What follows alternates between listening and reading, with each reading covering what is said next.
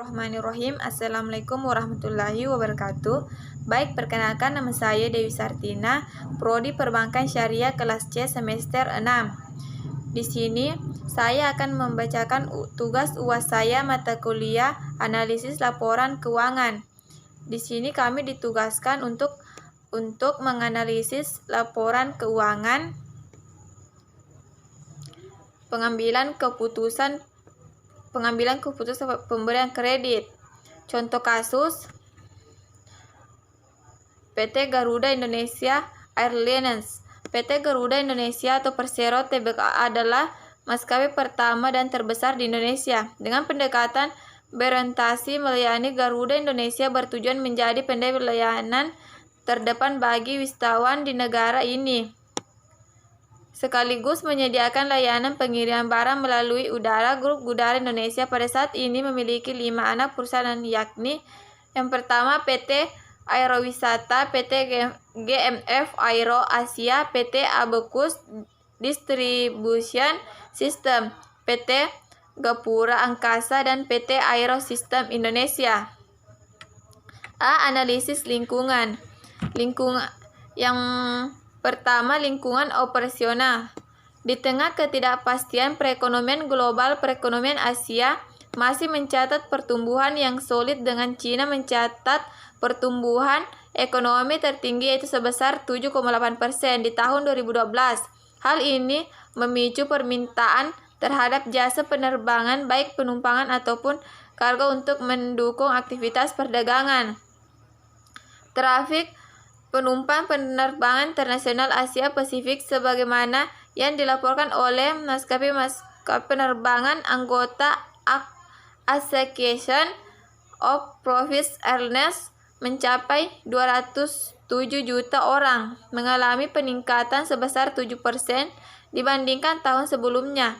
Selain itu, revenue passenger kilometer RPK juga meningkatkan sebesar 5,8% menjadi 773,7 miliar di tahun 2012, yang mencerminkan kuatnya permintaan terhadap rute-rute regional yang dipicu oleh pertumbuhan ekonomi kawasan Asia Pasifik dan penambahan kapasitas available seat kilometer.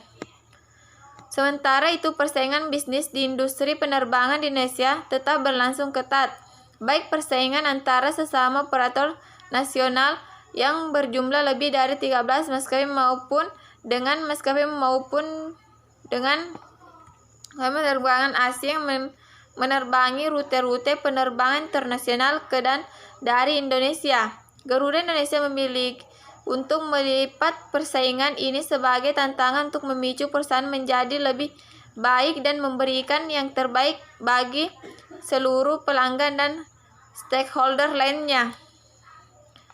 Yang kedua, lingkungan bisnis. Beberapa kategori yang menunjukkan bahwa prospek jasa penerbangan di Indonesia, terutama bagi maskapai Garuda Indonesia, adalah sebagai berikut. 17 Februari, Garuda Indonesia memperluas jaringan baru dan membuka 6 tujuan. 15 Maret, Garuda Indonesia meluncurkan jasa baru sarana pelayanan bagi penyandang cacat atau disabilitas. 22 April, Garuda Indonesia dan Alphako membuka kerjasama bersama dalam penandatanganan 22 Boeing 777-300 Syariah. 7 Juni, Garuda Indonesia Cargo dan Chan Derrick melakukan pendatangan MOU dalam pelayanan di masyarakat Eropa. 22 Juni, Garuda Indonesia melakukan bakti lingkungan dalam Bali Beach Clean Up. 2 Juli, Garuda Indonesia membuka fasilitas baru, yakni First Class Service. 31 Juli, Garuda Indonesia memperoleh 2 penghargaan Environmental Conservation. Analisis arus kas. Pada tanggal 31 Desember 2012, kas dan setara kas tercatat sebesar USD 326 juta, menurun sebesar 21,9% dibandingkan posisi pada 31 Desember 2011 yang tercatat sebesar USD 417 juta. 1. Aktivitas operasional. Sumber utama likuiditas perusahaan adalah dana yang berasal dari kegiatan operasional. Kas yang diperoleh dari aktivitas operasi mengalami peningkatan dari SD 244 juta di tahun 2011 menjadi SD 365 juta di tahun 2012, antara lain dimungkinkan oleh peningkatan kinerja perusahaan di tahun 2012. Yang kedua, aktivitas investasi. Arus kas yang digunakan untuk kegiatan investasi mencapai 524 juta di tahun 2012, mengalami peningkatan dibandingkan dengan SD 261 juta di tahun 2011 seiring dengan ekspansi armada Garuda Indonesia. Perusahaan mengeluarkan dana sebesar USD 374 juta di tahun 2012 dalam bentuk uang muka pembelian pesawat. 3. Aktivitas perdanaan. Arus kas yang diperoleh dari aktivitas pendanaan tercatat sebesar USD 75 juta di tahun 2012 mengalami penurunan dibandingkan dengan USD 293 juta di tahun 2011 karena di tahun 2011 perusahaan memperoleh dana dari hasil penawaran umum saham perdana. Pada tahun 2012 perusahaan memperoleh pinjaman jangka panjang dan utang bank masing-masing USD 206 juta dan USD 40 juta serta melakukan pembayaran pinjaman jangka panjang dan pembayaran utang bank masing-masing sebesar USD 125 juta dan USD 37 juta.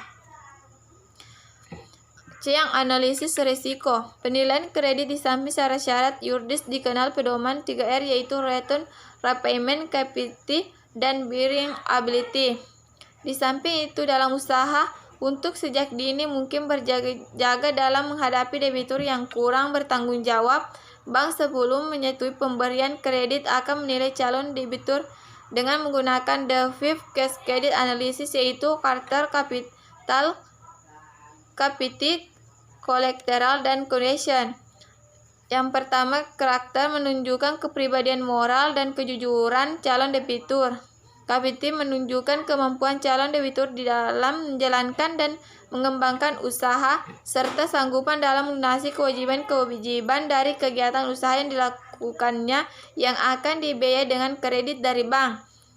Kapital menunjukkan kemampuan permodalan semakin besar. Komposisi modal menunjukkan risiko finansial yang semakin kecil. Kolateral menunjukkan barang-barang jaminan yang dapat diberikan oleh calon debitur sebagai jaminan atas kredit yang diterimanya. Condition menunjukkan keadaan ekonomi pada umumnya baik nasional maupun internasional dan keadaan ekonomi calon debitur yaitu kedudukan usahanya sehubung dengan pemasaran hasil produksinya dalam negeri atau luar negeri. Baik, terima kasih, itulah jawaban dari saya. Wassalamualaikum warahmatullahi wabarakatuh.